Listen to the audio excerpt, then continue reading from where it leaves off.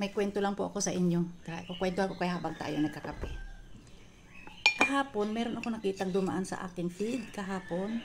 Alam nyo ba na hindi pa pala siya invite sa content monetization at saka ang kanyang followers ay sobrang laki na.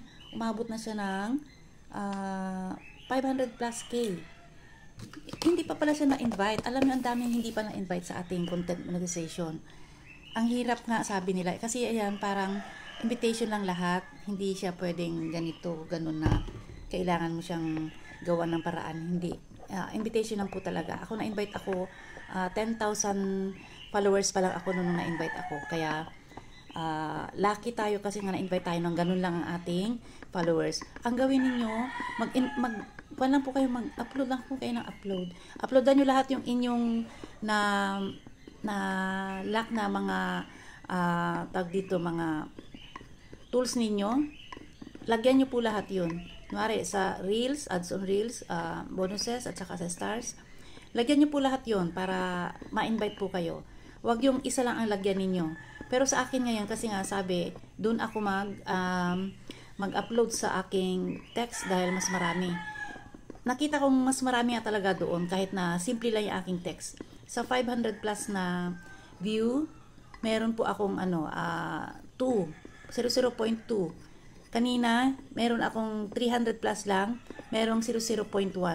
Ganun po yun sa akin sa text. Yung sa iba kasi, nasa ads on reels, nasa long form. Pero sa akin, nasa nasa text, photo text. Pero nilalagyan ko pa rin kahit na sabi sa akin, doon lang ako mag-focus. Nilalagyan ko pa rin. Kasi sabi niya, ikakalat daw niya ng 55% yung aking photos. Sabi ni boss. Kaya, naglalagay ako doon kahit na yung simple-simple lang na mga logic question. Ayun. Maraming salamat nga pala sa mga nanonood sa akin mga logic question. Kahit na wala pong bigay. Ayan. Kasi nga, bawal naman kasi magbigay.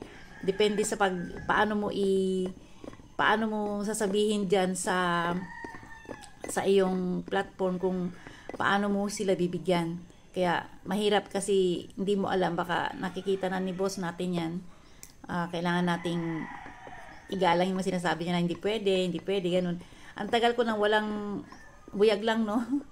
Wala ko'y kanang violation dire sa ako, dugay na. Pag-start pa lang na ako, dito lang ko naka-bio kasi wala pa ko alam. Hindi ko pa alam yung mga gagawin ko, kaya nagkaroon ako ng bio doon, pero flag content lang yun. Pero itong dito, mula nung na-monetize na ako ng 5,000 followers ako, wala na po akong bio doon. Ingat na ingat po ako. Kaya yung mga dati, kasi sa kabilang meron po ako mga palaro doon dati. Awa naman ng Diyos ngayon, 55,000 subscriber na po ako doon. Kaya ingat na ingat din ako. Alam ko na po kung ano gagawin. Kaya, ayun. Maraming salamat po sa panonood sa aking mga video. Arata, magkape tayo. Tara na, naparami na yung aking mga chit-chat dyan. Ayan, maraming salamat po. Thank you.